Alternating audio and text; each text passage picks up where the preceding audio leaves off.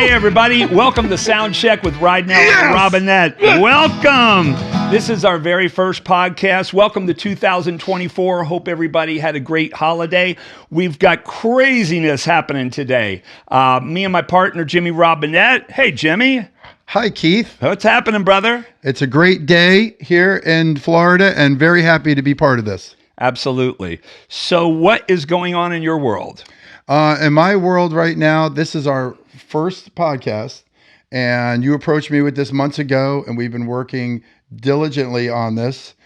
We got our partner, Jason Sedowi, here with us, producer, engineer, editor, and we all put this together months ago, and I'm really excited because here we are, first time shooting it. A little nervous because, you know, let's face it, we don't necessarily have the face for TV or for video. We're more like audio guys. But I'm really excited about it because we got so much going on and so much planned, and people are excited about it. I think it's going to be a ton of fun. We're going to have great guests. It's going to be informative. We'll have a portion where you can actually either call in or write in topics you might want to hear about, questions you might have. We're going to have what we call a speed round of crazy questions at some point. But just to let you know, the people who don't know already, I'm Keith Ridenour, Jimmy Robinette. We both play music. We write songs.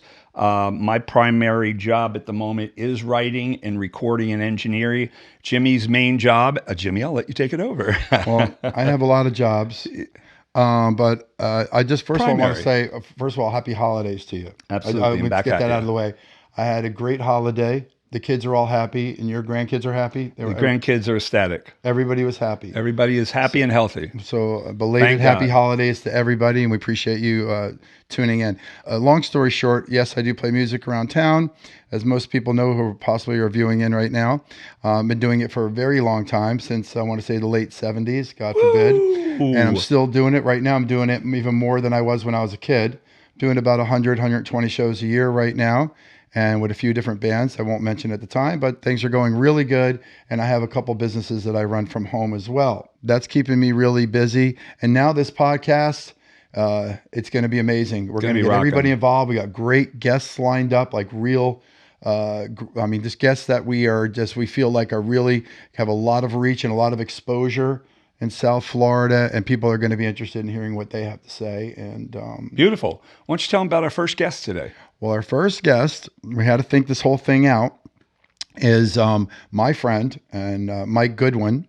And Mike Goodwin is a restaurateur and a good human being, a great dad. He's been a bar and restaurant owner for many, many years. He currently has a place in Boca Raton, Florida right now. I was with him when he first opened up. I think he's about 5 years now plus. And he's a good guy. He has a lot to share. Great food, great music venue, a beautiful family, and we're going to drill him with a whole bunch of great questions. Oh, yeah. And he should be here in a few, so we're excited to having Mike Goodwin from Crazy Uncle Mike's. Cool. We're going to take a quick break. We'll be right back. Hey, everybody. Welcome back to our Sound Check with Ridenour Robinette. So for our first conversation, our first topic today, we were trying to think of something simple, cool, maybe funny stories. So we picked, for better or worse, the music scene, the local music scene today in South Florida versus the local music scene in the 80s. Jimbo, you want to start or you want me to? Because there are a lot of stories. Well, let's just start with, we don't want to go with the stories because the stories, there's so many of them. It's going to be funny. Is there a lot changed? It's kind of like I'm doing almost the same songs I was doing when I was 15 years old. I'm still doing some of those songs as well.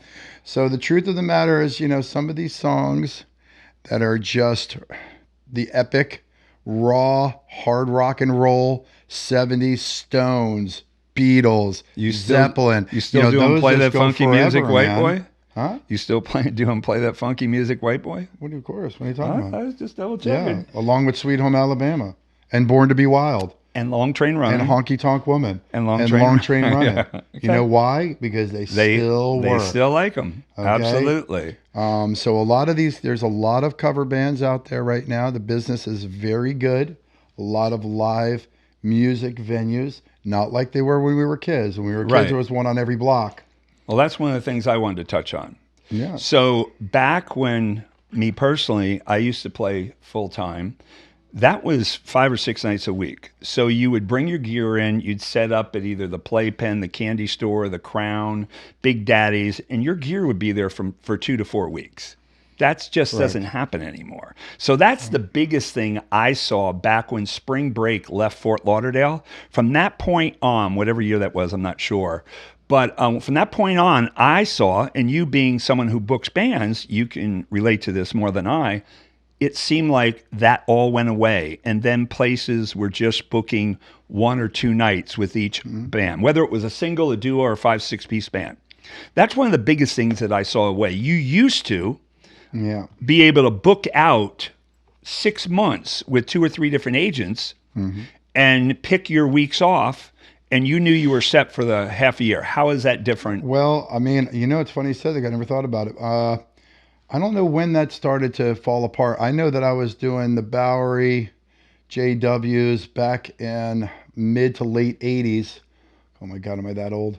We were definitely doing 7 nights a week. Not only were we doing 7 nights a week, we would do 2, like you said, 1, 2, sometimes 3 weeks straight. Right.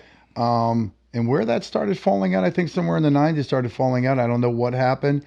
But, thank God, because I don't know of any of us that could do 7 days a week now. And not only that, some of those clubs were getting done at 3, 4 o'clock. Oh, it was crazy. 5 o'clock in the morning. I mean, the Treehouse in the Button South, if you were playing that last set at the Button South, I think you were done at 5:30. Yeah, I also, it Playpen, was at one point, the Playpen was open till 4 o'clock. So it's definitely changed a lot. I mean, the beauty of back then was you could set your gear up because you brought your own lights, your own PA most of the time, not to every club, but most of the time. And it would sit there for 2 to 3 weeks, maybe 4 weeks. We used to play the candy store. We'd be there for 4 or 5 weeks. Right. You could just leave it, shut it down at the end of the night and leave. And now it's not like that anymore. If a band's got 4 gigs that week, most of the time, and you correct me if I'm wrong, they're setting their gear up at a different venue every night. Yeah, they're not even doing 2 nights in a row anymore. Right. I think it's just like anything else. I think it's just change. It's there's more variety for obviously the patrons coming into each venue. That's for sure. But on the musician side and the band side, is there as much work? Because it just seems, being a co-owner of Marquee, when we used to do 80 some bands a week. And they all had gigs, which told me that instead of there being 40 bands that played all year long, now there's 100 bands because each one's playing once here, once here, once here, once here, and there's another band the next night, once here. Is that what you see? First of all, this is South Florida, so there's a lot of immigration. People come from all over the world. And when you get planted here, it's not like, this is not New York, this is not Michigan, this is not Atlanta, this isn't Grand Rapids, it's not really per se like it used to be. So the places are limited and there's a lot more variety. Right. So to answer your question, I mean, there's a lot of gigs, but not like there are preferably in other places, I would say. Right. People are working. The better bands are working. They're working solid. They're working steady. And yes, they're doing one-nighters. And does it suck?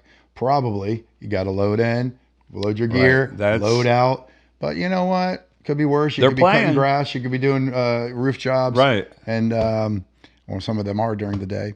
But the work is out there. What do you think? Let's touch on this a little bit. The tribute band situation. What about it? Well, we've all seen it over the last 5 or 6 years, maybe longer, grow to the point it is now, where a lot of places just want tribute bands. Now, being someone that books acts, do you find that to be true? Because that's what it seems like, particularly the places where they have a theater or the communities where there's a theater. Whether it's a cruise ship, whether it's an actual outdoor event, and there's 3 or 4 different tribute bands. Well, I would say that everything goes. When I say everything goes, tributes are working. The better tributes, the bigger, higher profile tributes, the Van Halens, the Eagles, the Journey, the Fleetwood Macs, the big high dollar stuff, Pink Floyd, Queen, huge. Right. As far as the venues, there are a handful of venues that are booking them solid and booking them on rotation. Yes, the theaters, but then again, Like anything else, it comes down to money. Well, that was going to be my next question. Is a really great tribute band locally? Let's just talk locally for a second, Okay. since that's what we're on. Is a great tribute band versus a great cover band going to make more money, or are they just playing different places? Well, no, they're going to make more money, first of all. How much more? That depends on what they draw to that club. Right. For instance, if I bring in, I'm just going to talk about hypotheticals. Let's say I bring an REM tribute band to a restaurant or to a dinner club. Right. And they rang $20,000 that night. Well, they're obviously going to demand a higher dollar. Right. If I bring in a Duran Duran tribute band and they rang half of that, they're going to get it's all based on that dollar. So it's, what works, that venue is going to have to give it a shot. Of course, most of them have been doing this for years. Right. I won't say any names, but that Van Halen tribute, who I'm fond of, and quite a few of my friends are in that band. They bring it, they draw, the place is packed, they can demand $1. I think the perception is from people I've spoken to, tribute bands make a lot more money than They do. When you say a lot, like I said, it's all relative. I have tribute bands that I see there, maybe an Audio Slave or a Metallica tribute band that could work for, I don't even throw numbers out there, $800 to $1,200 a night. Right. Okay. And then you have another band, won't say any names, could be Eagles, Journey, anything like that. They'll $3,500 to $4,500. Right. Now you have traveling tribute bands with big production that bring in $30,000 to $50,000. Right. And that's not a joke. I'm talking about on one night. You have these Australian Pink Floyd tribute bands I heard about one that bring, big production, and they travel. There's a Sublime tribute band.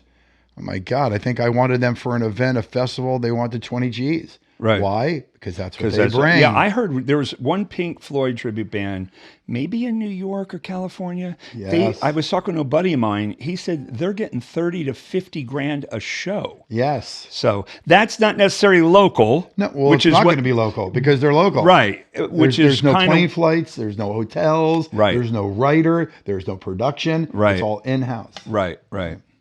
Well, anyway, if you have any questions regarding the local music scene or any thoughts or topics of conversation, someday we'll get into some of the stories, of course. But, feel free to email us, go to our Facebook page or our website, and go ahead and send those cards and letters in. If it's something we want to bring up or we think is really cool or funny, we'll definitely bring it up in the show. All right, we'll be right back.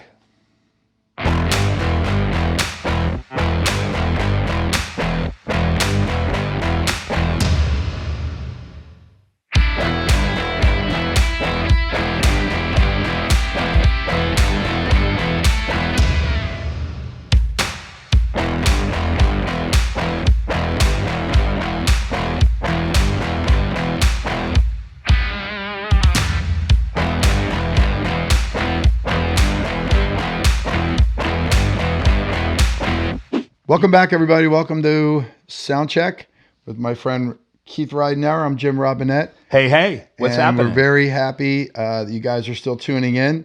I've been watching, when we did our research on this, let me start from the beginning. When you came to me a few months ago, I remember we talked on the phone. I was in the Publix parking lot, and you said to me, Jimbo, I got an idea, and I want to run it by you and see what your thoughts. I'm like, oh, man, I got a lot going on.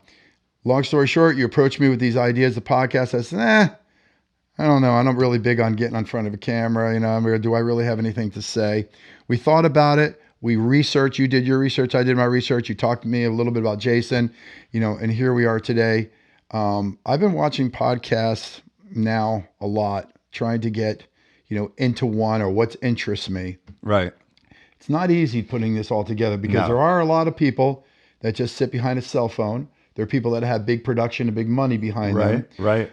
But there's also people like us that are just trying to get this thing going. We don't really know what we're doing. We have an idea and a vision. Yeah, we just wanted, the whole thought behind it when I approached it was like, what can we do to have fun, be informative, make it interesting, and see if we can, keep people's interest for more than 5 minutes? Because on the podcast, we've all seen podcasts that are amazing. We've seen some that, I don't know, maybe after 5 or 10 minutes, I'm like, okay, that was cool. I'm done. How do you keep an audience? Let's say they're at home, but they got to go out and get something out of the car. How do you keep them from wanting to just turn it off, or I got to finish and get back in and keep watching? That's going to be the challenge. And I think as long as we listen to people and viewers and what they got to say, hey, you guys, this was really cool as shit, man. The other thing, I don't know, I don't even know what you were talking about. Which is going to be a lot of that. When Jimmy's talking, I can't even understand what he's saying most of the time. But you know what I mean? How do we keep it interesting? And that's why all you people viewing, if you have any thoughts for conversation, any cool topics, any funny questions that we can get on and create banter over, we're all about it. Some of the podcasts, when I'm scrolling through my phone, most of them I listen to, the people doing the podcasts are funny. Like they're just going back and forth. Either it's solo host and guest, or two people like you and I and a couple guests. But, how do you keep it interesting so people want to tune in? Well, there's a trick to that, isn't it? Yeah. We have no idea what that is. That's right. We're going to figure it out with the help from you. Okay, but I got a question for you. You got your earring right here on your left, right there. Do you have one on the right? I don't. So you just have one on the left. Why is that? Because back in the day, I was pretty young. That's all everybody had at that point. Just on the left side? Yeah. I'm just curious. Yeah. Don't read anything else into it. No, I'm just curious because just looking at that side of your face. You got a nice face, by the way. Hey, so do you. Nice shoes. Thanks, buddy. Got my Hey Dudes. Our sponsor is Hey Dudes this episode. And we could only wish that they were our sponsors because we're both wearing Hey Dudes today. Thank you, Hey Dudes. Hey, I got to tell you, when you said, how do you keep it interesting? I have an idea. Well, I have quite a few ideas. Obviously, we've written down tons of ideas. But the way I think one thing is, if we're going to talk about music, we talk about music. We talk about local music. We talk about national acts. Yep. And we talk about songwriting, something that you've been doing for a very long time. Yep. I think that we should have definitely a segment in the future on how you approach the songwriting, where you start, where you've come, where your accomplishments have been, because you have quite a few. We haven't got into your resume. We'll do that maybe another spot. But you've been doing this a long time, and people are going to be intrigued on how you write these songs, what your approach is, and because it is a process. It is. And I think to add to that, just the backstory on songwriting. When I moved to Nashville, where I was writing at that point versus where you're able to get to when you're doing it every day. I think there's facets about songwriting that we could go on for days. Right. People don't know about royalties. People don't know about, your performing rights organization, who collects your money today versus the way it used to be when CD sales. So there's a ton of stuff that we'll be able to get into. It's one of the things I was talking about with a buddy the other day. He asked me about renting gear, and I said to him, he was coming down from North Carolina, and I said, so you need backline? And he was like, well, what's backline? And I thought, wow, there's a topic for the podcast. Right. How many people actually understand? I mean, I'm sure there was a point where I didn't till we started a backline company, but most people, they'll call up and they'll go, I need to rent gear. Right. And if you say backline, they're not really sure what that is. So I think talking about, I don't know, backline, what that means, what a rider looks like, what you're writing down these ideas. I need to know if you're right. They're all here, man. All here. I'm not 70 quite yet. You don't need it on paper? Not yet. That's a great, so backline. After 6 months of doing this with you, I don't know. I might need an assistant. I'm just kidding. So backline. Backline's another one, Production. I mean, so just, here's a question for you. Do they even do electronic press kits anymore? Because I remember back in the day, you had to have, once everything went more digital, everybody wanted to see an electronic press kit. Yeah. You send out a picture, there's music, there's everything. I don't know. I don't even have a CD player. I have people give me CDs and I look at them. They must think I'm a knucklehead. You have an 8-track player? Huh? You have an 8-track? I don't have an 8-track, but I got a cassette player. Nope. I have a old record player though. Right. I do have the old record player though, because I like vinyl. That's cool. Songwriting. if someone, let's say, had an idea, let's say I came to you and had an idea. Let's say I said, I've been thinking about this song that I want to write for my girlfriend. And we've been going through a lot. And right now, she's pregnant. We're having our first child. And we're really struggling. We're really worried about how we're going to afford it, where we're going to live and where we're going to go. I have an idea. I want it to be a slow song, kind of like just simple chords, easy, very simple melody, nothing fancy. Now, if I came to you with an idea and a vision, I sat with you, is that a starting point? Absolutely. What I try to do with people, myself personally, It may not work for everybody, but if you say, hey, I got this idea for a song, I'm not really sure where to go with it, but I got the verse happen, I got the melody and the chords for the verse. That's all I have. One of the things I'm going to say to you is, are there other songs, not only lyrically, production-wise, and musically, that you love and you want it to be not that song, but in that vein? Okay, so if you tell me I got this idea for a song, I love the Stones, and I'd like to do something to where it's the vibe of Wild Horses by the Stones. Yes. Okay, it saves us time. Because here's how it goes. You and I show up in a room just like this. Yeah. Hey, here's my idea, and you play me the verse. We can definitely write a song from there. No problem. Yeah. But to really get to you where your vision is, if you can articulate, here's the vibe I want. Right. Okay? Perfect. Home run.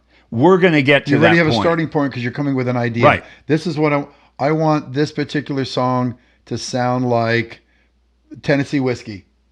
No problem. We just have to. You just have to be evidently safe. Now, conversely, we can also sit down in a room and we're both just, whether you on a piano, a guitar, a banjo, and we're just fooling around with licks, and go, man, that's a cool lick. Yeah, let's set up a drum loop on my phone. All of a sudden, the drum loop's doing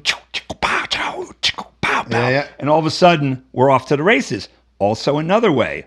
1,000% valid. Do it all the time. Okay, so if I have an idea, I have some songs in my head. Okay. So we're gonna talk later when we're not on camera. I have an idea, a vision. I have some lyric content. Yep. And I was wondering if we put something together, can we play it here on the podcast? Absolutely. Just to show kind of like what you did. We could talk about the approach, what idea I had, and we could actually show them. We could sit here and play it when we're done. Yeah, not now though. No, not now. When we're completed. Yep.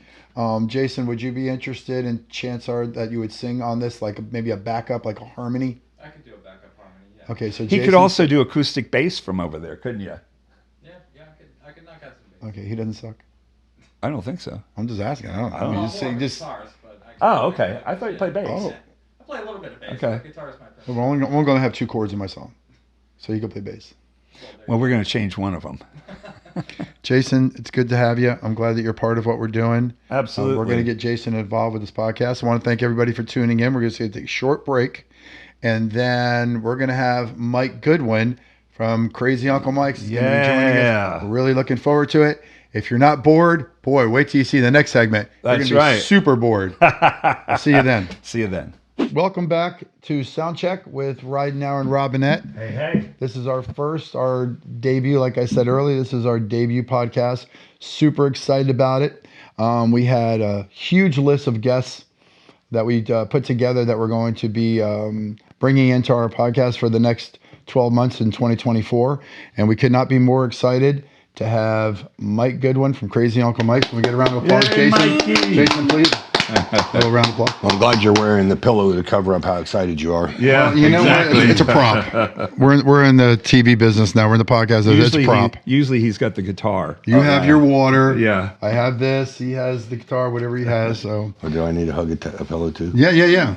I just want to thank you for doing this with us. Absolutely. Appreciate it. I'm going to start this by saying, Mike, you're a great guy. We've known each other for quite a few years now. And I was lucky enough. You let me in the building before you opened, and you were just putting in floors and ceilings, roofs, doing a lot of construction. I know that you were actually part of that. You had and friends and some co-workers that actually had the hammers and nails out banging stuff around, and now you've got Still do it. And you still do it. Yeah, man.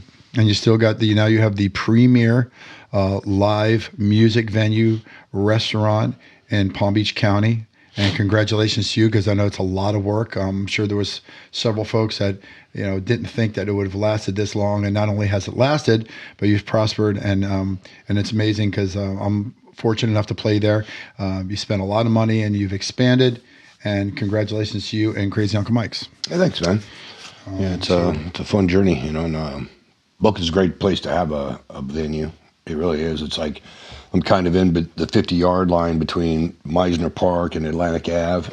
Right. I'm a little bit more of a destination than them, but once you get there, you're coming in to have a good time. You're staying for a band. You're coming in for trying some food or something. Beer. Right. Well, saying that, just so people understand, because you're super high profile, and the reason is because you're out there. I mean, you do promote your own place a lot. You do a lot of spots, weekly spots. So people know you, they know your face. So tell them a little bit about, where you're from and how you transitioned into your Vegas. People don't know that you had a hip hop club in Vegas. Can you give us a short version of where you're from originally and how you ended up in Las Vegas? Well, Albuquerque, New Mexico is where I was born and raised. Parents were from Texas. They moved there in the 40s. I was born in the 60s. And I was throwing keg parties in high school, and I think everything I've done since then was just an evolution of that. Where buddies and I would either go out in the mesa and put a band out in the mesa and sell some keg beer, just call the cops on ourselves once the kegs were gone, and, all kinds of fun stuff. But yeah, I think that's where it started. And then I went into the bar business when I was young, started a punk rock bar. Punk rock bar turned into a sports bar, a different one. And that sports bar is still operating as the launch pad. So a lot of the bands that travel through New Mexico, and Joe Anderson. Joe's been booking that room since '96. Wow. It's been a while. This is in New Mexico. In New Mexico, in Albuquerque. So one of the ones I first started place- in, that's my second place, but it was called Time Out Sports Bar when I owned it. And then he changed it to the launch pad in '96, and it's been the launch pad ever since. And I'm still the landlord, and Joe's still the guy operating. No way. Wow. You're a landlord there. Yep. And then how did you end up going to Vegas, and how did that opportunity arise? Well, I was in both businesses. So I was in the bar business and I was in the real estate business back in the '80s or in the '90s. And so I'd go to Vegas every year for the ICSC show. And one year I went out there. A buddy of mine, John Payton, he was a comedian, and he was telling me about a bar he was trying to open. And he goes, it fell apart. My money was from China, and it didn't happen, but it was with Wolfgang Puck. So I'm like, well, introduce me to those guys. I want to open a fucking bar in Vegas. Mm-hmm. And so he introduces me to Wolfgang and Tom Kaplan and Joe Issa and the crew, and they were very open and receptive. And we were about to open in 2000, in 9/11, and that year in 2001. And so, like, we were planning on opening at the end of that year, or we were negotiating to take over the lease towards the end of that year. And when that happened, we put the brakes on it. And then beginning of 2002, we rekindled that, and I moved to Vegas, and we opened in 2003. Wow. So, okay. So and it ended up, I thought it was going to be a house music nightclub. I thought it was going to be us serving sushi and doing these groovy beats and doing it all night long. And real quick, we found out that the market was telling us that we were going to be something different than that. Right. And so we opened up with Lou Rawls and the Pointer Sisters as our first artists. And we had Bobby and Whitney and Queen Latifah and Jill Scott. And I mean, the lineup there was incredible for that opening party. And Wolfgang and his wife and, their crew. And I mean, it was just an incredible party. And so that's how we kicked off the Vegas thing. And it quickly turned into a hip hop club. And it worked really well. Okay, so just to back up a little bit, what was the name of the place? Opened up as OPM. OPM. Now, how far was this off the Strip, and where? It was on the Strip. It was in Caesar's Palace in the Forum Shops. Okay, it was in Caesar's Palace. How many? Like a huge place? Or 10,000 square feet. 10,000 square feet. Uh-huh. So you had all these artists coming in. Now, were you hands-on with that, or do you have a booking agent on the? Do you have different agents on the outside, or were you actually hands-on like you are now? Did you book the entertainment there? I guess what I'm asking. No, I didn't. I booked I hired a guy named Brandon Powers, and Brandon booked all the entertainment. Okay, so So OPM turned into Poetry. okay, so poetry, and then obviously after you went through, you had a bunch of rap artists there as well. All of them. All of them. All of them. And once you get those kind of artists, it must have been slamming. Vegas is a different game than Boca. Right, sure. You know, the Boca famous people are very undercover. Right. They don't want anybody to know they're there at all. There's no fanfare. There's not a newspaper writing about every person that walks into every location, bragging about all these. And that was Vegas. Vegas was, who's who, where they at. Right. And so we were fortunate to be on the Strip. We were fortunate to have the relationship with Wolfgang Puck. Yeah. How did you? Okay, so when you were done there, whenever however that came to an end, why Boca? Why? How? Well, I evolved into the Vegas casino scene a little bit because of the relationship with the Maloof family, and they were from New Mexico as well, but they owned the Palms Casino, and so my first real job in life was working for the Maloofs. You know, when I was actually hired by somebody to say, "Hey, come work for me." Right. You know. Until then, I had kind of just worked for myself. All right. So what did you decide to sell it? Did you close it up and then moved here? Or? Oh, you get lease terms, and when your lease terms out, it's right. done. So they raised the rent so much it was probably ridiculous. They didn't want us there. It's a long story, but okay. Yeah, they were unhappy with the clientele. Sure. They Caesar's Palace, it was the Forum Shops, it was a hip hop club. It was before where it became kind of cool to be hip hop. Right. It was a little earlier than that, and and it scared them, and they and they did everything they could to make sure that we didn't continue. Right. Right. So what made you come down to Florida from Vegas? It was really a trip from Vegas. Okay, so I worked for a guy named Paul Pusateri, who was a big operator in hotels and casinos, and Paul.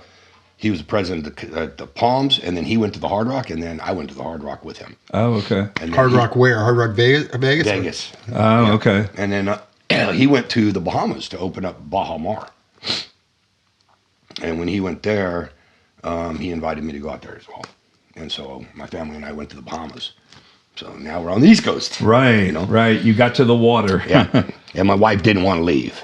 And I sent her back to Vegas with the kids for a while because the deal there ended. And then we were trying to figure out what we were going to do. And we got offered a gig out in Punta Cana, Dominican Republic, running the Hard Rock out there.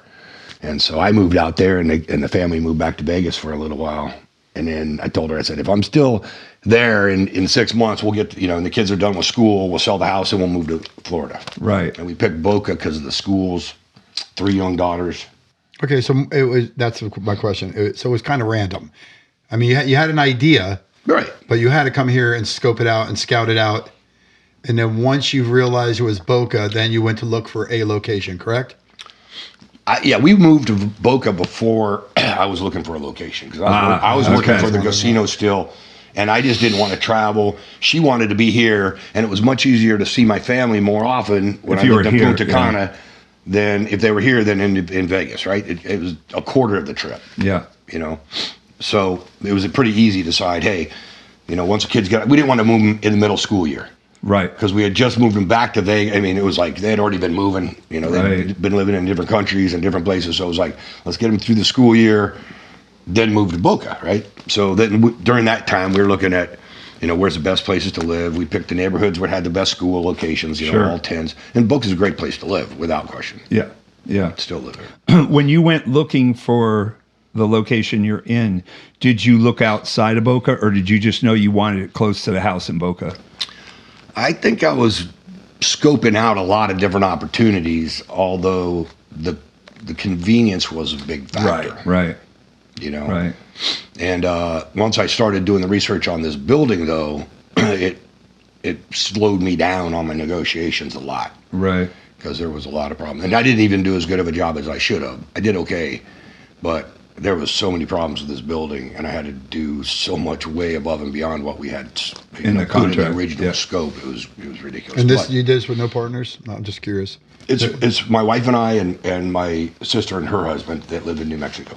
Oh, no kidding. So everybody got That's involved cool. and you got in there, and because I remember, if I should just say so myself, that location, I was just like, oh my God. I remember it was like 2 or 3 or 4 different places.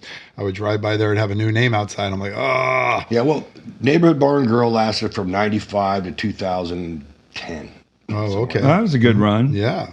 And it was 2 different owners, 2 different, kind of styles, but it was a successful sport bar for the most part. Right.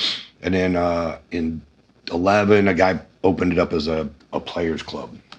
So he was a New York guy. He came in, kind of high roller, like snort a lot of coke, fuck a lot of chicks, and Right. And Right. I'm sure this is going to be edited. But No, necessarily. We like that part. That's the only part that was interesting so far. he ended up dying of an overdose after he had closed the place down. But that was called Players Club, and then a lady opened it as Moonshine Molly's, and that was a country western. Okay. And she lasted, I think, about 8 months.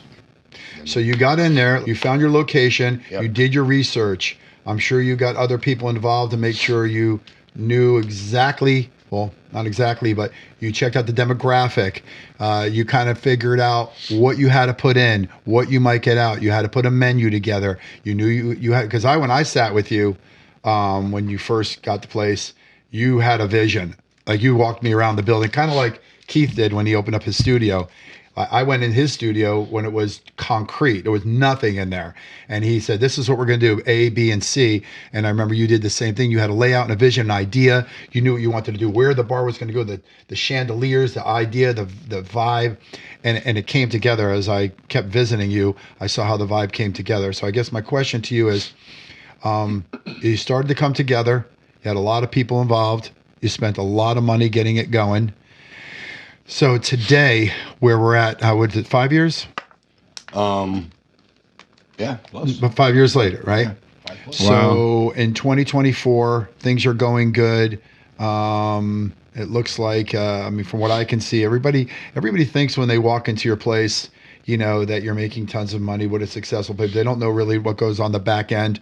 I'm always interested in what happens on the back end. Of course, there's more than we could ever fit into the segment. So on the back end, let's talk a little bit about Chef. Quick, just dabble on Chef and how Chef got involved, and what a little bit about your menu, and also merge into the live music. So I was looking for a chef, and I told some of the purveyors that had been calling on me before we opened, and this one purveyor introduced me to Tara, and she wanted to leave where she was at because there was turmoil in her company, but she had a great resume, and I hired her without tasting her food. Sometimes you can just tell. But I already knew. I'd already tasted. I already knew all the people that had tasted her food Right. that recommended her, and then I also knew where she had been. Sure. And then I checked her resume and her credentials, and it was like there's, yes. I mean, she ended up coming over and cooking at my house. She did a bunch of things for us, but then I could have gotten rid. She was terrible, but she was incredible, and She's still with you today, still with us today. and she is the chef. The chef. But you also are a foodie. Let's I'm face not it. even not a foodie. No, No, I would say, I've had many lunches with you. I It seems love like- I love great food, but I would say that, what somebody that considers them a foodie and me are different, because I'm not going and looking for caviar. I'm not looking for flavors that are out there. Right, like when you watch there's a Food certain Network. things I know that I enjoy and I like them done well, and I enjoy eating those things a lot. Right. So maybe I'm still a little bit less than a foodie, but I enjoy quality and great products and Right. well prepared. So. Cool. So let's talk about, if you will, a little bit about the entertainment. How has that evolved since with that location in this area? How did that start, and where you're at now? So in other words, did you start with solo acts? Did you start out right with bands? Did you have concerts? How did that all kind of happen? Conceptually, I booked some things before we opened, right? So I kind of had an idea. Okay, we want to Right. do some weekends. We'll dabble in other things and figure it out, right? But Right. and learn about the market and meet musicians. Right. And a lot of the research I would have done before opening, normally on the music, I didn't get to do because Mila got sick. And so while we were building it, we were also at the hospital a lot. We'll talk about that later. But with the reality is I knew I didn't know. Right. but I had done it in a different market before when I knew You just that I figured it out. thought I knew. So when I went to Vegas, I thought I knew what I was doing. And it took a few months for me to realize I didn't know what I was doing. Right. When I got to Boca, I knew I didn't know what I was doing. So it was like I was prepared to run around with my pants down until I figured it out. You just got to hit and miss a little bit, you know? Right. But we didn't take a lot of risks. We booked pretty good stuff. I met a guy named David Parnes. I met you. I met other people that I was talking to and hearing bands named Al Zielinski. He's a neighbor. And he would come over and talk to me about bands, not only his own bands, but give me ideas on other bands. And so I was hearing a lot of names, right? But I wasn't getting to go out and see them. Right. Which is what I would have normally done. I would have been 3 or 4 nights a week. I would have been, propped down at different bars, just having a beer and listening to music and seeing their responses and who's pulling what, and who's drawing what. I didn't get to do that. So I did it at the restaurant. I didn't know what times I should play bands. I started with bands starting at 9 ending at 12:30. Right. And in Boca, that quickly told me nobody's awake at 12:30. Right, exactly. So we had to shift that, bring it a couple hours earlier, and then hopefully keep them until 11:30. Right. Right. So we've learned by the market. We thought we were going to be a lot more original music, and I thought I was going to kind of evolve into more of a touring kind of smaller touring groups that were coming through. And when I was doing some of the originals, they were great, but I wasn't getting responses, Right. And obviously we're not a non-for-profit business. We have to draw business in order to pay for it. And so there was, an evolution of learning what we needed to be to serve the customers that wanted to be our customers. Right. I think a lot of times you just don't know until you get in there and do it. I had a friend of mine, we were talking about the podcast, say to me, I said to him, yeah, I'm doing research on it. He goes, stop. I go, what's wrong? He goes, stop that shit. Just go do it. Learn as you go. You have the concept. You have a vision. You guys have talked about it. Everything else. Don't spend 6 months researching it. Go do it. I think that's a lot of times we have enough confidence in ourselves that, you've done it before. You probably just had to do it. When we built the studio in 2018 in Murfreesboro, I built it because I was right next to a music college. I thought we could stay up until 2 a.m. At 10:30 at night in Murfreesboro, I found out there's nobody on the road anymore.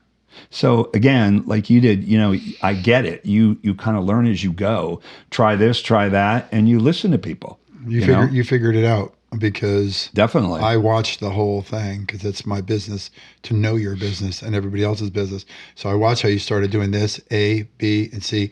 Let's talk about now real quick. Let me just dabble right into this and get right to it. You're kicking ass. You're crushing. I see bands in there that even last night, I didn't even know who. You're bringing people in from all over the country and some even out of the country. You find people somehow or another that are in their travels playing at other venues, maybe in the Tri-County or even in Florida. You know how to pull them in. You work it out. You negotiate. You work the deal with them. You either get money on the back end. You'll pay them a flat fee, whatever it may be. You're finding bands and acts, even your solo acts, your duo acts. So right now you're doing music 7 days a week, right? Well, we do DJ 2 nights a week because we do dance lessons on Monday nights with DJ Geo Black doing country dance lessons. Mm-hmm. And so there's some ladies that come in from a group or a company called Southern Soul Dancers, and they teach the class. Okay. And it's complimentary. It's free. Come in and take the class. And then it's dancing all night. And Tuesday night, same, but with Latin. And it's with a guy named Gonzalo, and he's the one that teaches the classes. And Gio's and it's packed in there. It's busy on Tuesday. We're building Mondays. So country fans come out, support the Monday night. Oh yeah. It's a lot of fun, and we have happy hour prices all day Monday. We do these burger special. It's great. It's a great way to build up the beginning of the week for sure. Yeah. We just had our granddaughter's 16th birthday at Renegades, mm-hmm. and we went on a Wednesday night because on Wednesday night, all the kids from a certain age, they all come in and can dance, line dance till 11 o'clock. Yeah. All ages? Our grandson was there to see everybody out on the dance floor. It was just really cool. Yeah, it's free. It's families for us too. Yep. We let in kids, everybody. And some people bring their whole family. It's really fun. Yeah. Do you ever do the Latin night? Do you ever dance? Or you're not a dancer? I can barely walk. You can barely walk. No merengue? Okay, let's move forward. You ready? Just dabble quickly on the craft beer. This is, let's face it, when all comes down, it's a passion of yours, I'm guessing. Craft beer. You've been doing craft beer since. Brews, bites, and beats are the three things that we focus on, right? That's our sign out front. It doesn't say brewery, it says brews, but we're a brewery. And I think I made a mistake by not saying brewery, bites, and beats, because I think that it was missed that we're a brewery. Okay. They automatically just think it's beer. But I knew that when we were looking at it, most breweries are really in industrial parks, right? They're in back areas. They're not really typically Frontage. in a main street. Yeah. And so the combination of being on a main street and not having brewery on my sign has made me trigger early saying my brewer needs to make great light beer, because we're going to convert people from Miller Bud Coors to a craft beer that's going to be something that they'll like. Right. And so we focus on an incredible Pilsner and an incredible light beer, lighter than Pilsner, so we have a light ale, blonde ale. And they sell like hotcakes at our place. And I tell you, when people walk in, and they do it every day, they ask for a domestic, and we convert them, and I never have them upset or not wanting another one. Right. That's a lot of times they're like, and then once they drink it, So you do have a brewer in-house. Yep. We call him a brewer. What's your proper name? He's a master brewer. He's your master brewer. Mm-hmm. I know you transitioned a year or two ago. You had a different guy came in. Yeah, Corey was the very first guy that I started working with in the market. I got introduced to him through the guys at Nobo. Yeah. And so Tim and Steve owned Nobo, and Tim and his wife owned a contractor company called Everglades. And so they actually built our place, the Everglades did. And they actually let me go learn the business of brewing at Nobo, because I wasn't a brewer. Right. And my partner, as a landlord of a bunch of properties in New Mexico, and some of them are breweries, and the economics that he sees on their spreadsheets were incredible. So he told me, hey, I'd really like to do a brewery. So when I was looking for spaces, I was looking for a place we could convert into a small brewery. Smart. So that was part of the plan for Crazy Uncle Mike's. Was it was going to be brews, bites, and beats from the beginning. We were going to have a brewery. We were going to have a great kitchen. That was another thing that my partner insisted on, was incredible food. So Mary and Vic, they're foodies. They're they know that world really well, and they were the ones that were really pushing for Who are your partners? For Terra, right? Yeah. And they've gotten along great, and they love what we're doing as partners. But that's kind of the evolution of it. So if I want to, let's say I wanted to have one of your brews, when I sit down at your bar, what do I ask for?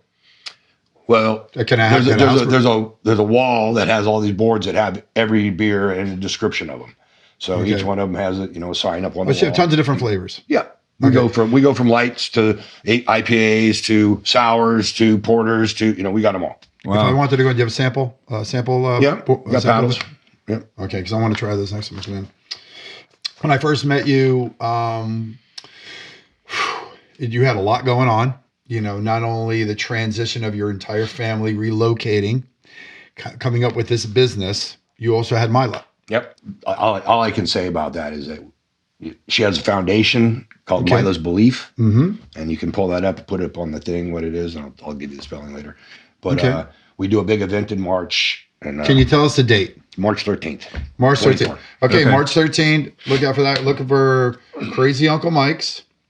Look him up on Facebook. You can look him up on Instagram, I'm guessing. Yep. He has tons of things going on there. 7 days a week, there's always something going on. I cannot tell you how much we appreciate you. I know you're a very busy guy. Thank you. I love you as a friend. I love you as a brother, because me and you are close, and every time I have an issue or something, I know that you always pick up the phone every single time I've called you, and I appreciate you, and you have a beautiful family and a great business, and I wish you all the best of luck in 2024. Absolutely. Thank you. And thank you for being here. Appreciate it. Sound check. Ridenour. Hey, good Robinette. job. Robinette. Jason Sedoui. You hadn't said much, but Jason, you did a great job doing absolutely nothing today. Yes, man. So let's have a hand of for Crazy Uncle Mike. Sound check. We'll see you later. Take care. Thank you.